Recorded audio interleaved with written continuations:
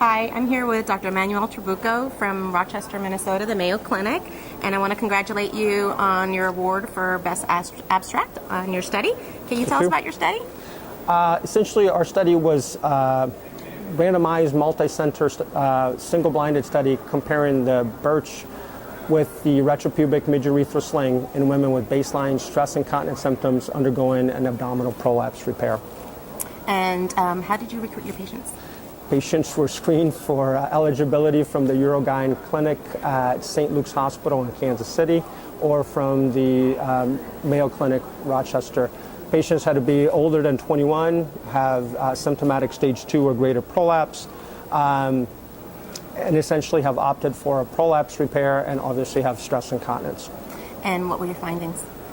Our findings at 6-month follow-up was that there was no difference in overall, but there was a trend or an approximation towards a difference in stress-specific continence between the groups. Okay. However, we've been able to finish the 1-year analysis of the primary outcome, and now at 1 year it's unequivocal, both overall and stress-specific continence. There's a statistically significant difference favoring the midurethral sling group. That's really interesting.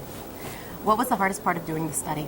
The hardest part of doing the study is, I think, twofold. Number one was getting funding, which is always a challenge. And the second part was recruitment. The waxing and waning in the recruitment of walking that fine balance with reminding your partners but not being overly annoying. So I think those would be the most challenging parts. How long did it take you to complete the study? If we add when we started applying for funding, which I had to apply 3 times, it took about close to 5 years. That's incredible. What was the surprising finding for you in your study? What did you find that you weren't expecting? So I would have to say it would be 2 things. When I first started the study, I really thought that both procedures were going to work just equivalent to each other. I didn't expect A, to find a difference, and B, to find such a significant difference between the 2 groups. And number 2, one of the other surprising things was one of our secondary outcomes. There was a significantly greater resolution of urgency incontinence if you had a midurethral sling compared to if you had a birch, and I didn't expect that at all. No, the literature shows sometimes that the midurethral sling will actually cause more urgent incontinence, so that's a very interesting finding too. For sure. So what do you think the future of the birch is? I think the study highlights a need, I think, for further investigation. Okay. It's hard to make generalizations from one study, but clearly there seems to be a benefit for doing a midurethral sling. Mm-hmm. I would caution patients to look at the inclusion and exclusion criteria. Our study was primarily Caucasian patients, mm-hmm. and our surgeons were not only fellowship trained, but they were from fellowship trained at the same institution.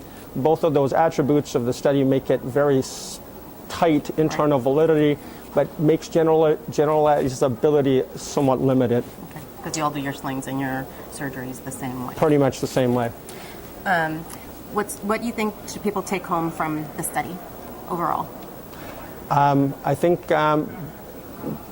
in doing the sacrocolpopexy, at least in the abdominal approach, you should be considering doing the midurethral sling, both because it achieves higher continence and decrease in the urgency incontinence, as well as higher patient satisfaction. That's great. Great study. I look forward to your podium presentation and your publication. Thank you very much. Nice I appreciate the time.